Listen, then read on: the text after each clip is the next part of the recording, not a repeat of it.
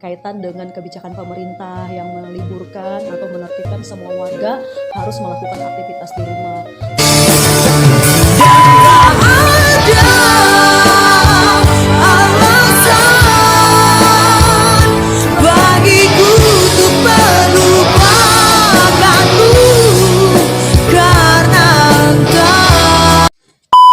Oke, welcome back my YouTube channel di Esther Dianopi Amegance.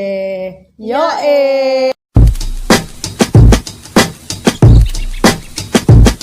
I'm crawling, maybe I'm selfish. I told you to myself I can't help it. Oh my, yeah, maybe I'm selfish. You're my ladies and I can't. Nah, jadi hari ini aku pengen ngobrol tentang hal-hal yang berhubungan yang berkaitan dengan kebijakan pemerintah yang meliburkan atau menertibkan semua warga harus melakukan aktivitas di rumah. Sedangkan dengan adanya kebijakan tersebut ada beberapa orang, bahkan dari sekian orang yang kita kenal, mereka harus tetap terpaksa bekerja di luar rumah karena memang mereka harus bekerja, karena kalau tidak mungkin semua hal yang ada, kebutuhan hidup, masalah ekonomi, finansial, semua bergantung sama mereka.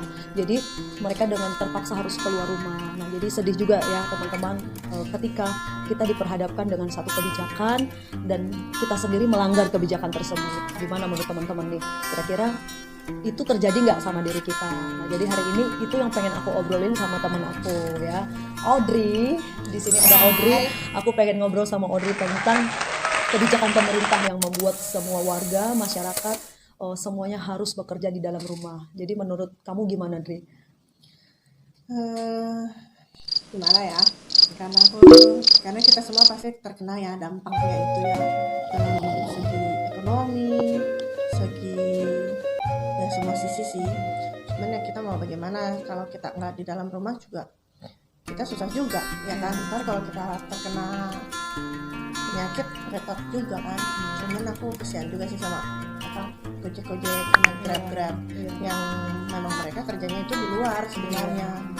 Ya, memang memprihatinkan ya teman-teman, apalagi sekarang lagi viral banget, khususnya untuk kalau di kota Jakarta itu untuk ojek online ya, sampai ada beberapa video yang viral mengenai profesi ojek online itu mereka terpaksa harus meninggalkan anak dan istri dan bekerja, bahkan ketika keluar rumah pun masih ada risiko lagi tidak dapat penumpang karena memang nggak ada orang yang pergi kemana-mana. Jadi semua hal yang mereka lakukan sepertinya udah menyalahi begitu, udah mereka keluar rumah, ketika keluar rumah pun nggak dapat penumpang. Jadi bahkan mereka mengorbankan diri mereka untuk keluar rumah ya, cari penumpang ya kan, tapi tidak menemukan penumpang. Nah, jadi teman-teman semua kita juga turut prihatin ya dengan situasi yang seperti ini yang menimpa mungkin bahkan kerabat kita, teman-teman kita, keluarga kita. Jadi dalam hal ini sih menurut pendapat aku kita tidak bisa juga menyalahkan mereka ketika mereka harus pergi dan bekerja ya kan, karena memang itu tuntutan profesi mereka.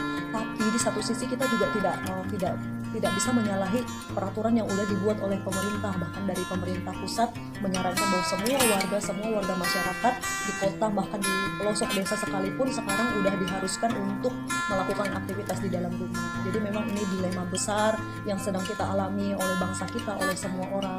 Jadi bersyukurlah buat teman-teman semua yang masih bisa beraktivitas di dalam rumah, harus bersyukur. Kenapa?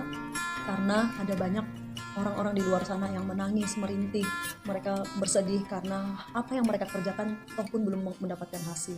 Jadi menurut kamu gimana melihat situasi dan kondisi seperti ini?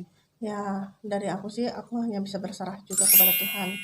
Karena mau kita apakan juga ya tidak akan bisa. Ini harus waktu yang apa ya, Bisa merubah. waktu yang bisa merubah semuanya. Dengan seiring berjalannya waktu juga pasti akan berakhir juga. Cuman ya kita tetap bersyukur aja kalau memang kita di dalam rumah masih bisa makan, masih tidak kehujanan, tidak kepanasan.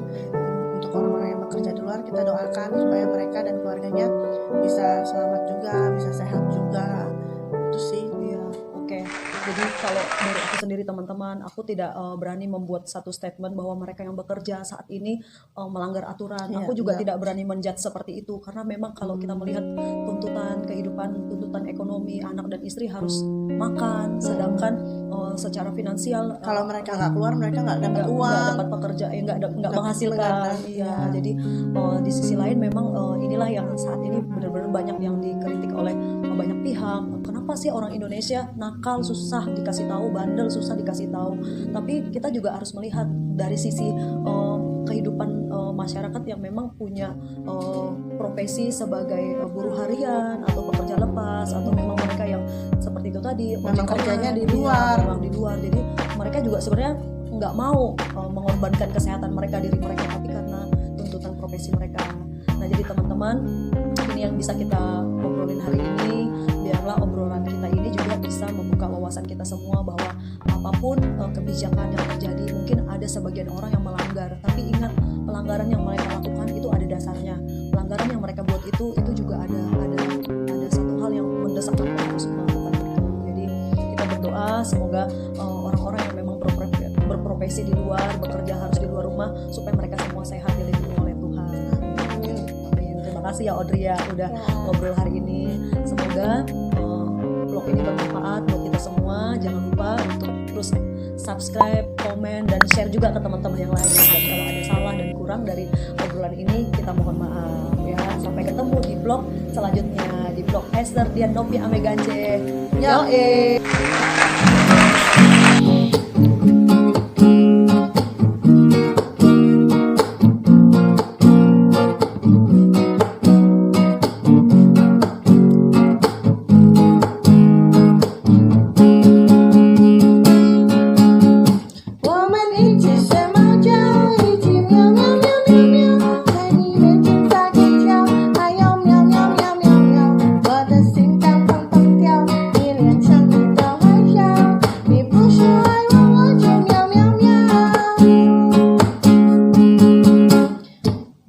每天